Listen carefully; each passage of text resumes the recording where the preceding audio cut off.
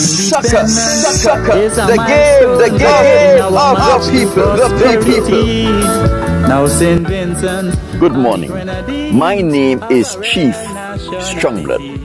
St. Vincent and the Grenadines' favorite and most hated son, the diaspora, machismo.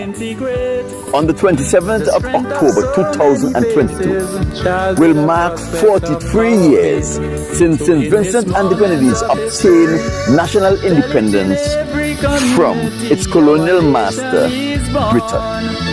Colonialism is gone. This is a time of national freedom.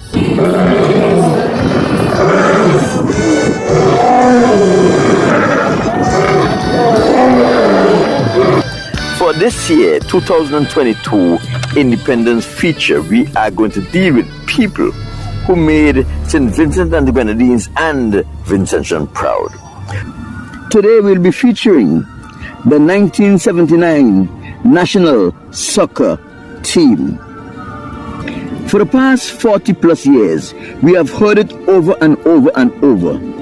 The St. Vincent and the Grenadines national soccer team placed second in the Caribbean Football Union competition in 1979. For many people who were born after 1979, to them it is just a second place position. What is the big deal?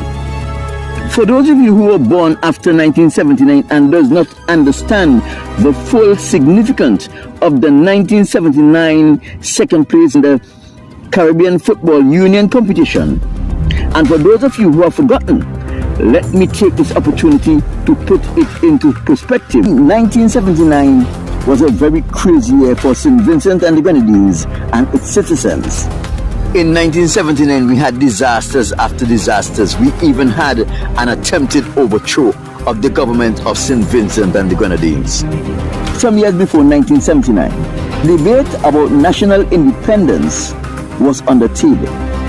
The then Premier of St. Vincent and the Grenadines, the Right Honorable Milton Cato, thought it was time for St. Vincent to obtain its national independence. He thought our people have come a long way, and amid strong opposition from James Mitchell and many other leading members of our community, Milton Cato decided to forge on with the question of independence. The Premier of St. Vincent and the Grenadines, the Right Honorable Milton Cato, was not going in pursuit of national independence blindly. He had already put certain things in place that put St. Vincent in a very strategic position to obtain its independence. The Right Honorable Milton Cato boosts the coconut factory, which was located at Annisville, to ensure that our export of solid bar soap, liquid soap, and coconut oil was strong. The coconut oil factory provided direct and indirect employment for Vincentians. He also put the necessary infrastructure in place to ensure that our agriculture sector was a blooming sector. This provided opportunity for companies like the Eastern Caribbean Agency, that was run by the DeFreitas brothers, to operate a lucrative business shipping agricultural products to Canada. Premier Cato was also instrumental in constructing the Diamond Dairy Factory, which produced milk and other dairy products, along with fruit juices, which was sold locally and exported to our neighboring Caribbean countries. Milton Cato also purchased a sugarcane factory, which provide more opportunities for people to get involved in agriculture. And for those who were already involved in agriculture, it was an opportunity to expand their agricultural business by diversifying the crops they planted. Milton Cato was also instrumental in facilitating the establishment and the funding of the Eastern Caribbean flour mills at Camden Park. Very viable operation. He also established the Camden Park industrial site that saw over 50 foreign companies manufacturing their products here in St. Vincent and the Grenadines, providing work for thousands of Vincentians. Even the lawn tennis manufacturing company Wilson had its operation in St. Vincent. In the 70s, When you look at Wimbledon or the United States Open and you see John McEnroe, Andre Agassi, Pete Sampras playing with a Wilson racket, those rackets were made in St. Vincent and the Grenadines by Vincentians. Milton Cato also built a lot of feeder roads that give farmers access to lands for planting bananas that were not readily available to farmers. Milton Cato's development strategy was to prove to England that St. Vincent and the Grenadines and Vincentian has the intelligentsia, the will and the skill to manage our own affairs. And he was right. However, on Friday, April 13, 1979, Vincentian woke up to a rumbling. There were mushroom clouds in the skies. However, these mushroom clouds quickly expand and change the sky into a night sky, a phenomenon Vincentians have never seen before.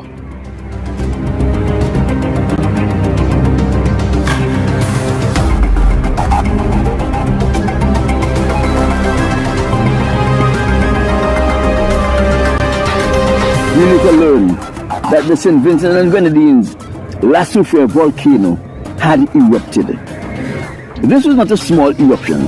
This was a major eruption. In 1902, some 77 years earlier, the La Soufrière volcano erupted.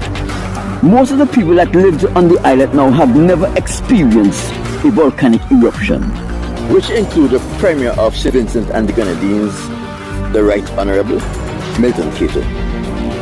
The volcanic eruption was very stressful and every Vincentian.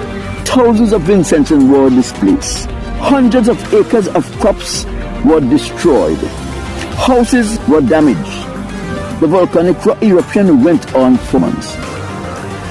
Just when the erupting volcano quieted down and Vincentians received a little respite, Hurricane David struck the island. The crops that the volcano did not destroy, Hurricane David destroyed them. Many homes were destroyed. There were many landslides. From one stressful situation to another, 1979 have been shaping up to be a very stressful year for St. Vincent and the Grenadines and for Vincentians.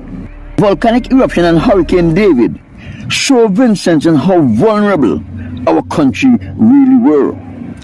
This led to a new call from the opposition to independence for Premier Milton Cato to put off his bid for independence. But Milton Cato decided he is going to forge on because we have what it takes to rebuild, we have what it takes to rebuild better than we were before.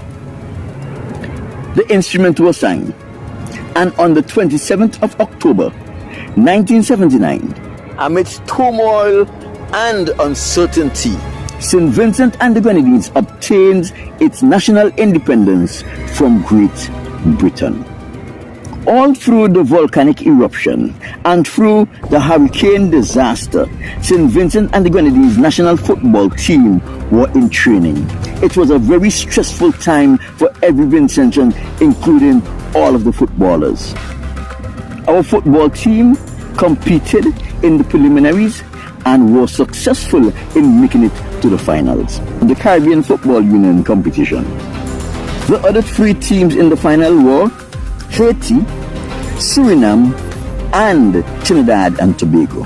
It seems like we were fighting a losing battle. St. Vincent and the Grenadines were no match for Haiti, they were no match for Suriname, and they were no match for Trinidad and Tobago. For their governments have been investing heavily in their football teams. Trinidad and Tobago, Haiti, and Suriname all had professional coaches, professional trainers, and a professional management team. At this stage of the St. Vincent and the Grenadines Football Federation, their national team were operating on a volunteer basis. The coach, the trainer, and the management team of the St. Vincent and the Grenadines national football team were all volunteers. We have had many experiences playing against Trinidad and Tobago. And for the better part, Trinidad and Tobago always come out victorious against us. There is nothing to change this fact in the Caribbean Football Union finals. Haiti and Suriname, on the other hand, are always known to have very good football teams that will easily outlast the St. Vincent and the Grenadines football team. However, the interest was there. We had nothing to lose. What do we have to lose? After all, we have just suffered a volcanic eruption that closed down our country, destroyed our economy, and put all of the residents under tremendous stress. As soon as the volcanic eruption had finished, we had to confront a terrible hurricane that destroyed our country. What else do we have to lose? The Caribbean Football Union 1979 tournament finals were hosted in Suriname. On the 11th of November 1979, St. Vincent versus Suriname. Of course, the St. Vincent and the Grenadines national football team were the underdog. After all, we are playing against the host country, in their country, on their field, in the presence of their supporters, their fans, their citizens. With the mental stress the St. Vincent and the Grenadines national football team have been under all year, we expected Suriname to blow the St. Vincent and the Grenadines national team out of the water. However, the Vincentian lads rose to the occasion and we defeated Suriname on their home turf in front of their own crowd, 3-2. In St. Vincent and the Grenadines, in every town, in every village, there was a celebration. After a very difficult year, we finally have something to celebrate. Next up was Haiti on the 14th of November 1979. The team spirit was high. The St. Vincent and the Grenadines national football team was filled with hope and anticipation. After all, if they can beat the Surinamese on their own turf in front of their own crowd, beating Haiti is not an impossible feat. However, when the Vincentian team took the field, they recognized there was a black cat running across the field. Superstition snuck into their heads.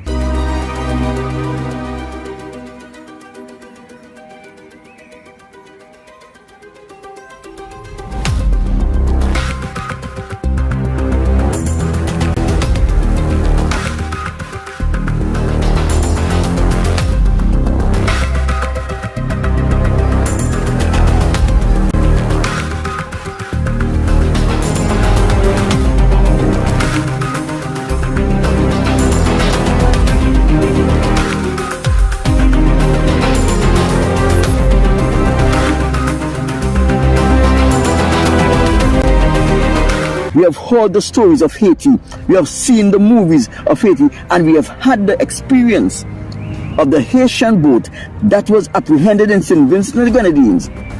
The entire Haitian crew was placed on remand by the St. Vincent and the Grenadines Magistrate Court, and they were remanded at Her Majesty's Prison in Kingston, St. Vincent and the Grenadines.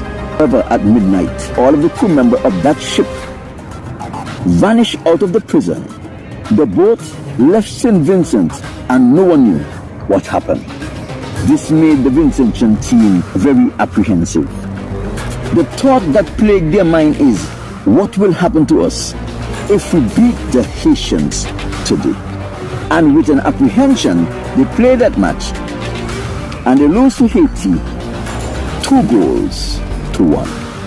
I have absolutely no doubt, hadn't the Vincentian lads became overcome with apprehension, St. Vincent and the Grenadines would have defeated Haiti. Dejected over the loss to Haiti, the Vincentian lads were broken. Now, the next challenge, Trinidad and Tobago on the 17th of November 1979. Trinidad and Tobago had a history of always beating St. Vincent in football or soccer as you call it today. The Vincentian team took the field of play and we once again rose to the occasion and defeated Trinidad and Tobago 2-1. The first time in many years St. Vincent and the Grenadines were able to defeat Trinidad. St. Vincent and the Grenadines team had no reason to win one match in that series of games they played. In under stress all year, they have been mentally exhausted, yet they rose to the occasion and they performed excellent.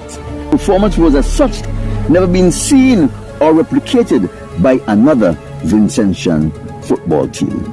Had it not been for the belief in the superstition and the fear that the Haitian would have caused the Vincentian team, I had no doubt that St. Vincent and the Grenadines football team would have beaten Haiti on that fateful day of November the 14th, 1979. You're walking about in St. Vincent and the Grenadines or in the diaspora, and you see one of these members of the national football team. Remember, these are the men who rose above the occasion and did the impossible in 1979, the Caribbean Football Union competition. My name is Chief Strongblood, St. Vincent and the Grenadines' favorite and most hated son, the diaspora, machismo. Yeah, I love it, someone, the 27th dawn of October, our nation is born. One history, one ecstasy, one destiny, oh, roll away. Hey, hey, hey, hey, hey.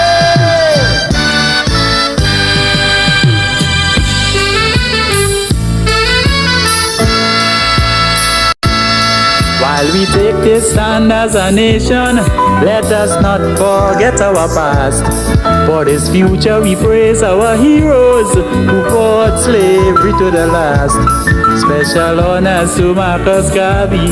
His sacrifice gave us all a chance. And all the men who fought in the game of the people.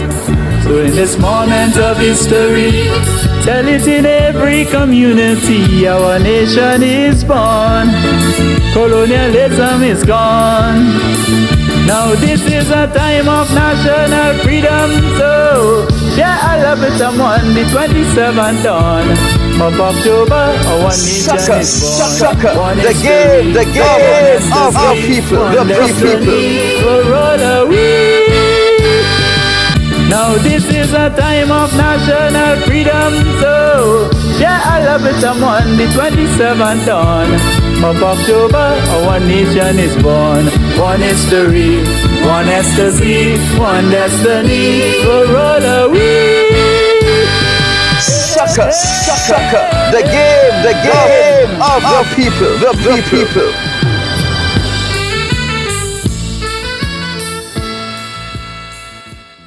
We take this stand as a nation, let us not forget our past.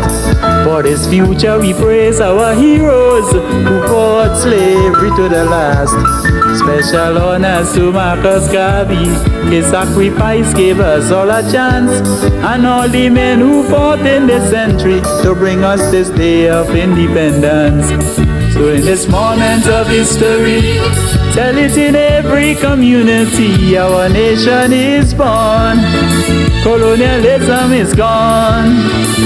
Now this is a time of national freedom. So yeah, I love it, someone, the 27th dawn of October, our nation is born. One history, one ecstasy, one destiny, oh, roll